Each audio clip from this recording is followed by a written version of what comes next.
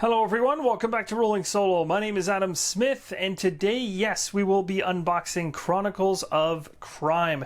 What you're seeing here is the Kickstarter edition of Chronicles of Crime, so it's a little bit different on the outside than the retail box. I believe it has a slip cover, which makes this box a little different looking than what you'd see on the retail shelves. It also comes with some expansions as well. Welcome to Redview and the Noir expansion on the far right over here.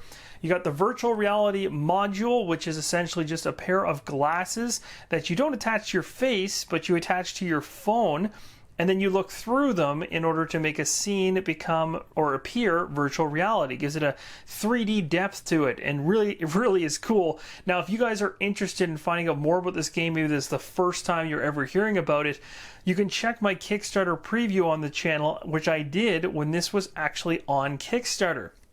Which is another reason why I'm really excited, because I love seeing a game go from the prototype stage all the way through Kickstarter and coming out on the other side fully produced. And that scenario we played was a lot of fun, so I'm looking forward to seeing how the new ones play out in this, as well as the production bumps up in terms of quality that we see from the prototype to now. So without further ado, there's a lot of wrap on these boxes. I'm going to go ahead and get rid of everything else except for the major base game in the middle here. We're going to take off that wrap and get right into it.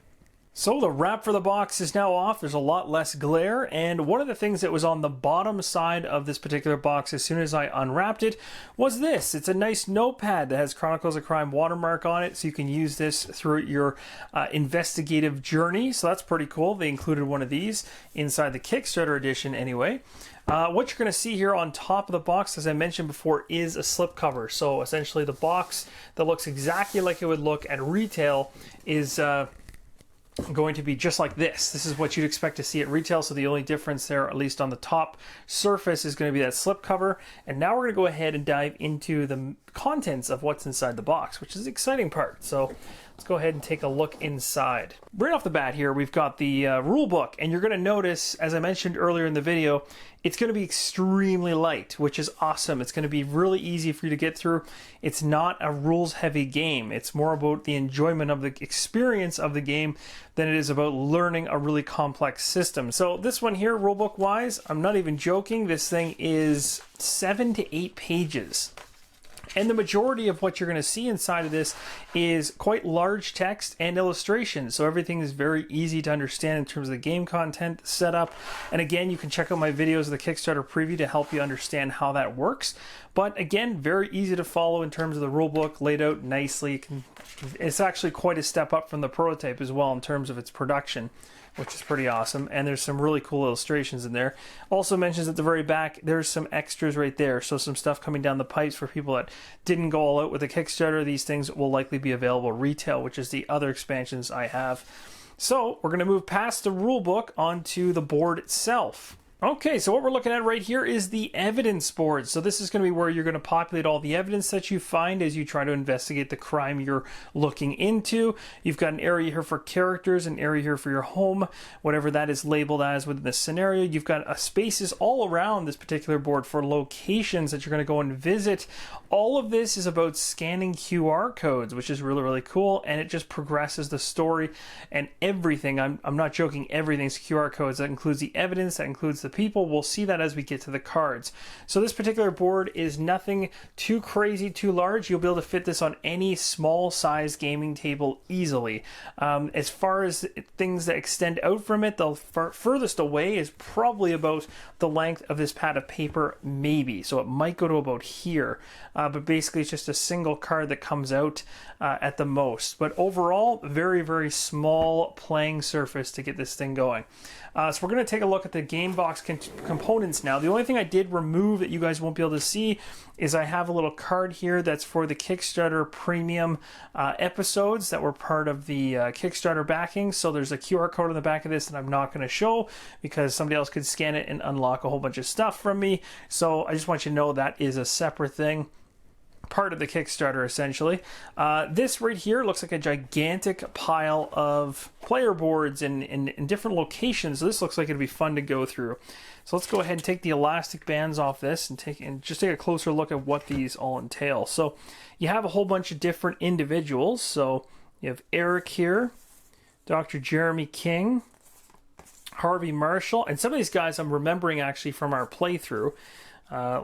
Lu Chin, and then background to Eric. So you got a bunch of individuals there. These guys are going to be individuals that help you in different ways. I may not have explained that really well because it's starting to come back to me from my past playthrough, but essentially he's all about intelligence. You got someone who's in the morgue, someone who's at the criminology center, and the forensic lab. These are all people you'll be bouncing your evidence off of throughout your investigation to try to get yourself closer to figuring out who did what.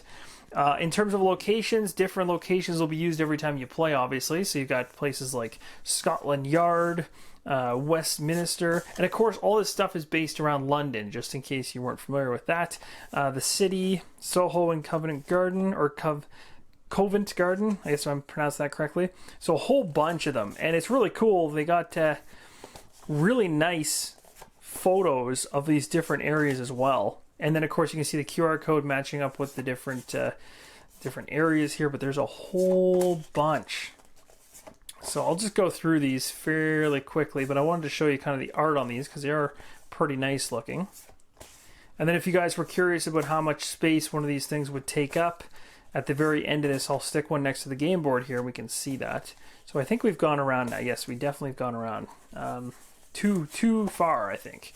So right here. So this is a bit basically how far away. So it's pretty much right in terms of the width at which, or the length, I should say, that it would come out from your game board. Pretty close. So basically that's how long out from your game board it's going to be. It looks like if you have a 2 foot by 2 foot table, you'll be fine. And most people have at least that. So there are your locations. You've got your individuals that are going to help you in your case. You've got this wooden meeple here, which it's got to represent us, I'd assume. And then we've got ourselves, what is this? I'm actually not sure what this, oh, nice. Okay, so this is an actual, I think this is for the glasses. It would be my guess. That's a really nice bag, actually, for this one. Has some advertisements on it as well. Pretty cool. Nothing else in here. And of course, the virtual reality glasses come separate. We'll talk about those in a second. We got cards here. It looks like there's different positions for each card. So my guess is if you get the other 2 expansions, there's room in the base game to drop the cards. And if that's the case, I'm very, very happy about that design choice. So this is also nice. It keeps all the cards planted down so they can't go anywhere. And then each of these trays has a nice dish worth of cards to go through. So let's go ahead and take a look at these a little closer. So these particular cards are not going to be that exciting to look at in an unboxing, but they have QR codes which are scanned and then used during the gameplay. And so you'll be able to see how those were actually used during my particular Kickstarter preview. That will help you understand what it actually looks like. But we'll just go through these so you get a rough idea. So essentially the idea behind the game is you'll be given a scene of a crime for the most part, and you'll have different individuals you need to investigate. You're going to have a pile of evidence cards which amount to a whole bunch of different things, and some of them are going to relate directly to the case, and other ones are just going to be in there for no other reason than to potentially relate to a different case or to just cause confusion. But basically the idea is you're going to go through a scene by looking through the virtual glasses at a particular scenario, and you're going to try to find evidence. And you're going to try to find that evidence, and once you locate evidence, whether you see some food or a knife or whatever, you're going to find that corresponding card, and you're going to place that up in your evidence board. And from there, you're going to use the QR codes on the evidence board to scan food, and then maybe go ask somebody in forensics to take a look at it or something like that if you wanted to find out more about what's going on. So the game involves a lot of scanning, but it's super quick because as soon as you scan the code, the game's progressing. So there's no delay. It's just the second you want to do something, you hover your phone over it and you're moving on. It's really, really intuitive, and I really enjoyed it when I was playing through it. But going through all of these for you guys in the unboxing would not be as much fun. You can just imagine all the type of things that are in here. Most of it's common stuff that you would think of, and of course there's the odd thing that you're just kind of like, wow, that's weird. But most of it is stuff that we would just see day to day. So it's just supposed to be a whole bunch of different types of evidence, and some of them are actually items and things like that, it looks like, and icons, fingerprints, like all kinds of stuff. So those ones I wasn't actually that familiar with from my Kickstarter preview. And then we got a whole bunch of characters, of course, because it wouldn't be a crime-solving game without those. So let's go ahead and rip into these and take a look at the people involved. Alright, so here's just a quick flip through all the different individuals that are inside of this one. So I'm not going to go through every one, but I might. The artwork's actually really cool. I like it a lot. It's gritty, cartoonish but gritty, and it has a nice, I don't know, it pops, and I really like it. So I might actually go through all of these because they're all pretty cool so far. So obviously there's just a whole bunch of individuals with varying looks and makes and everything under the sun. So every type of person you could possibly imagine is pretty much represented here, and it's awesome. And definitely is going to make investigating any crime just as difficult as it would be in real life. A guy like that sticks out in the crowd as being a likely suspect or just pure nuts. But there's a lot of interesting characters. Oh my gosh, you can actually blame blame an ape or a chimpanzee. That sounds fun. Okay, so that's actually, I did not expect that. That is one of those things that doesn't look like the other things. But this is really exciting. I cannot wait to dive into this one. So this is what comes inside the core box. The other thing I will show you, because it would be silly not to, is the actual virtual reality glasses. So they come inside of, and I keep calling them glasses, but you're not putting them on your face. You're attaching them to your phone. So it's a lot less annoying, I guess, because there's some people that just prefer not to be wearing virtual reality headsets and things like that. These things are tiny, and they literally just sit on your phone, which I think is really, really cool. So let me just unpackage these, and I'll show you them up close. All right, so here's my smartphone. It's an iPhone, and basically I'm just going to take this particular virtual glasses, basically, and you just open them up like this. So they close down so that they're very small, and you'll see there's just a hook here, essentially, and they also hover off whatever they're hooked onto, which is nice.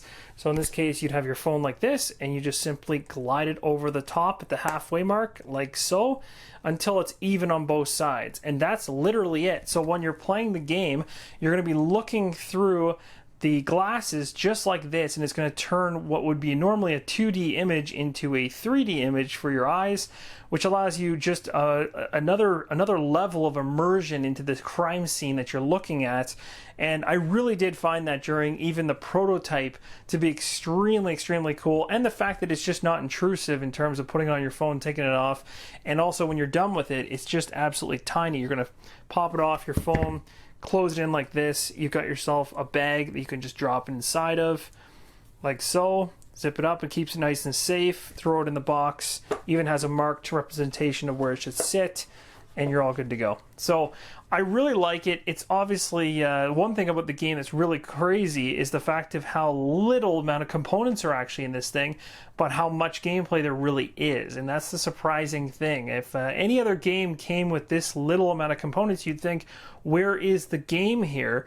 But I can tell you, when I played the initial Kickstarter prototype, that particular scenario I was playing used only a handful of cards, enough to maybe fill up the evidence board, and use a handful of the characters and a handful of locations, but I had an absolute blast with it and was easily playing for over a couple hours. So I was really enjoying it. So I actually cannot wait to see all these different scenarios within the game to see how this all pans out. And I know even though content-wise it looks thin, they had preparation involved when they put these slots in, because I believe these are to house all the expansions that I showed you earlier in the video, so that everything can go back into the core box, which I really do appreciate. And there's a lot more people that need to start doing that, because typically the core box ends up having an insert that just needs to be chucked rather than an insert that can be functional after the game hits your doorstep. And that's really smart on their part. So that's all I'm going to say about this. I'm really excited about this unboxing. I have a lot more to say about it than I typically do during an unboxing, because I'm seeing the final product of what I messed around with earlier on in its prototype stage. But I am very excited to get this to the table and see what has changed, what's gotten better, and obviously use the upgraded components. So thank you guys so much for watching, and as always, keep on rolling solo.